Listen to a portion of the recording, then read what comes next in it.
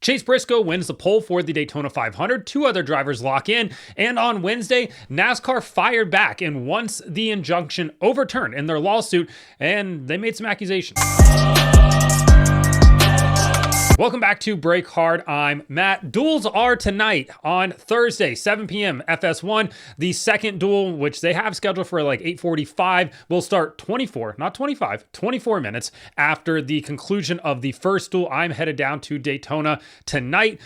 Be there for the truck race, Xfinity Cup, all the way 3 days in a row. Excited to get down there. Excited for some warm weather. Interested to see about the duel tonight because two drivers will lock in to the Daytona 500 tonight. On Wednesday night, we had pole qualifying, and for the first time ever, Toyota won the pole for the Daytona 500. Chase Briscoe, in his new 19 ride with Bass Pro Shops, put himself on pole. I don't know what they had in the 19 car. I don't know if they went and talked to Michael Waltrip back when he had Toyotas, but man, were they flying.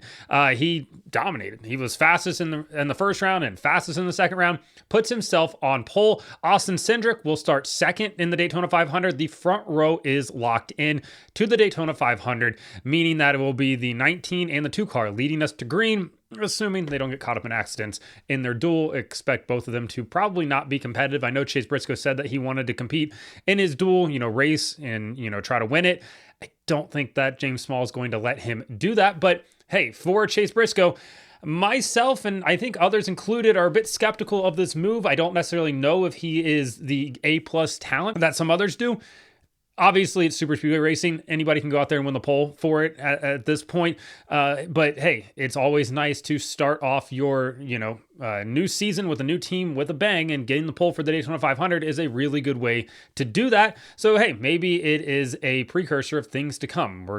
Some subtle foreshadowing here. We're going to see Chase Briscoe be fast all year. Who knows? It's up in the air at this point. Austin Cindric, not saying that I would put money on Austin Cindric to win the Daytona 500, but I would put money on Austin Cindric to finish in the top 10 in the Daytona 500. Now, don't take betting advice from me. I'm just saying he is a past winner of this race. He has been super competitive at super speedways. I mean, even last year in 2024, he led a lot of laps at super speedways and has been very competitive in that. The two drivers that locked in out of the open cars, also Toyotas. Martin Truex Jr. driving for Tricon Garage, Joe Gibbs Racing, and Jimmie Johnson driving that third car for Legacy Motor Club have both locked themselves into the event. So all that talk about how one of those guys should have gotten the open exemption provisional was all for naught. Elio Castroneves, of course, can still take that 41st place provisional. He will try to race his way in during his duel on Thursday night. If he doesn't race his way in, well, then he is going to start 41st on the field. I think there's probably some teams out there like, dude, just take the 41st. Let us try to lock in here, because you have guys like Justin Allgaier, who's going to be looking to lock in. That Junior Motorsports car did not have the speed to get in on Wednesday. Now they're going to have to race their way in. Corey LaJoie, also in that Rick Ware 0-1 car, stacking pennies, 0-1, get it. The penny going out. The president getting rid of the penny has got to be devastating for Corey LaJoie. What is he going to stack now? That's just going to be a lot of jokes in the comments there. So my apologies to Corey LaJoie on that one. You have JJ Yaley, Anthony Alfredo also looking to lock themselves into the Daytona 500 as well. So we'll kind of see how all of this is going to play out on Thursday night. Could be pretty interesting. We're definitely going to have some competitive cars that are going to go home. BJ McLeod is another guy that's also looking to lock in. Can't forget about him. Elio Castroneves as well.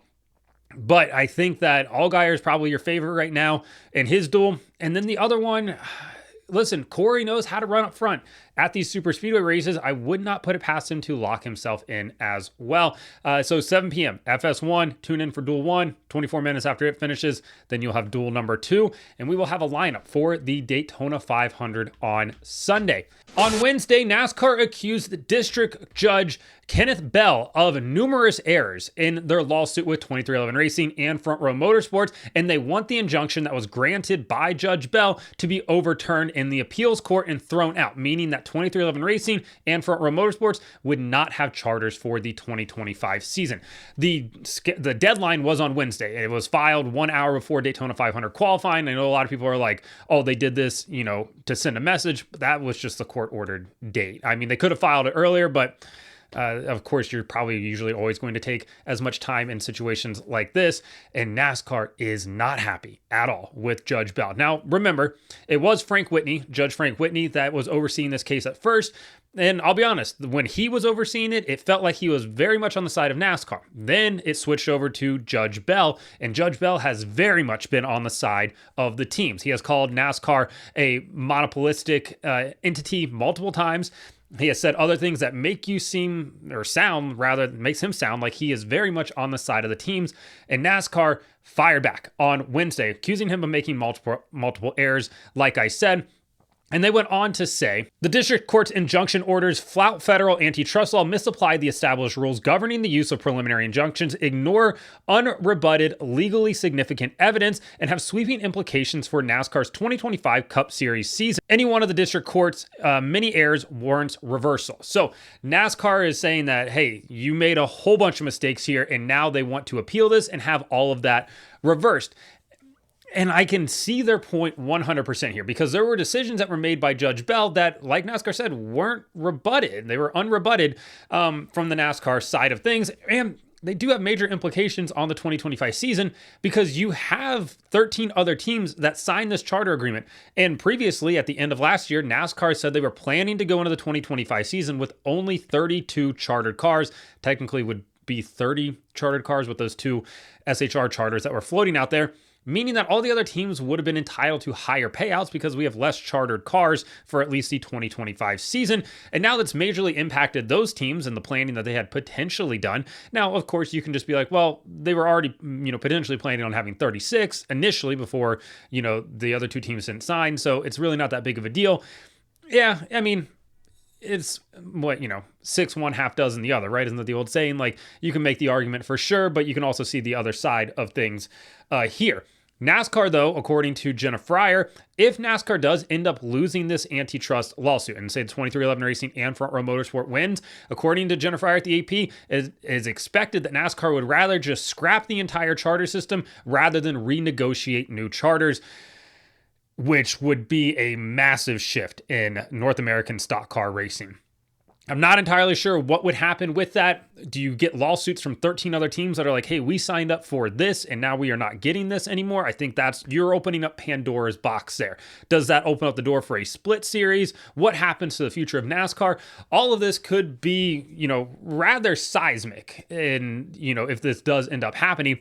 But NASCAR wants this injunction to be reversed. They want it thrown out. They want those cars to go back to being open cars, and they want to take back those charters for 2311 Racing and Front Row Motorsports. And as NASCAR said multiple times, they have no interest in doing business with these two teams because essentially action's detrimental to stock car racing, just trying to sum it up here to make it easier. Jeff Gluck from The Athletic did a really good job in his write-up, and he kind of highlighted a few things which NASCAR went after, and I'll just give you the Cliff Notes version real quick here. He said that NASCAR claimed Bell granted the injunction to maintain the status quo since teams had previously been charter teams, but NASCAR said it was being forced to give teams, quote, benefits of a contract they rejected, and NASCAR subsequently withdrew, which is very true. NASCAR gave them the opportunity to have these same benefits that they desperately want, and they elected to not sign that charter agreement back in Atlanta at the end of 2024. Now, they still want those agreements, and the judge is giving it to them, and NASCAR's like, well, they had the opportunity to have these. They just had to agree to the contract here. And just because you don't like the terms of a contract doesn't necessarily mean that it's a bad contract or that it's a monopoly or anything like that. It's just that you don't like it. So you don't have to sign if you don't want to, which is what the teams did here, but yet they're still being given those benefits of the contract. Goes on to say that the preliminary injunction was centered around removing a release provision teams would have had to sign to waive any antitrust claims. But NASCAR said in its release was a garden variety contract provision that has held up in courts repeatedly. So the thing that they're talking about there is a provision that would say that, hey, you sign up for the charter agreement, you cannot sue us for antitrust claims. Now, NASCAR said that provision has been in the contract multiple times, that it is a very much just evergreen type of clause, and it's held up in court multiple times. The judge doesn't necessarily agree with it, which is why we're in the position that they are currently in. And then it says NASCAR said, precedent prohibits the court from compelling NASCAR, quote, to do business with its litigation adversaries under terms they are actively contesting as anti-competitive in this litigation. It goes on to say, and this one I don't necessarily agree with, where it says that NASCAR has argued that it's not anti-competitive, that it's not a monopoly because it has to compete with Formula One and IndyCar, which is true. Those are both motorsport entities that actively race in the United States. But when it comes to stock car racing, specifically stock car racing on a national touring level, NASCAR is kind of it. So I don't 100% agree. I understand where they're coming from because it's a motorsport entity, right? Like if you don't like this, you can go race that. But when it comes to stock cars, they're the only show in town. At the same time, you can't make that argument over on the Formula One and IndyCar side of things because, well, there is open wheel over here. So I'm actually interested to see how that plays out in court. But man, for right now, NASCAR came back guns blazing. Now we'll see how the judge responds in this, how the appeals court handles that. And hey, maybe by May, when we have a hearing, we'll get some more information out of it. But they aren't going down without a fight. Both sides are swinging right now like they're Tyson in the prime. And I'm interested to see who kind of lands that shot. And if nobody lands and we go to trial in December, it is going to be no holds barred. So I am really interested to see how all this plays out. Let me know in the comments what you think about qualifying on Wednesday night, who you're picking for the duels on Thursday night, and this new ongoing development in the lawsuit. Like and subscribe to the channel. Follow me on Twitter at BreakHardBlog, TikTok at BreakHard, Instagram, Twitter, and Facebook at BreakHardBlog. Messed all that up. See you guys in Daytona.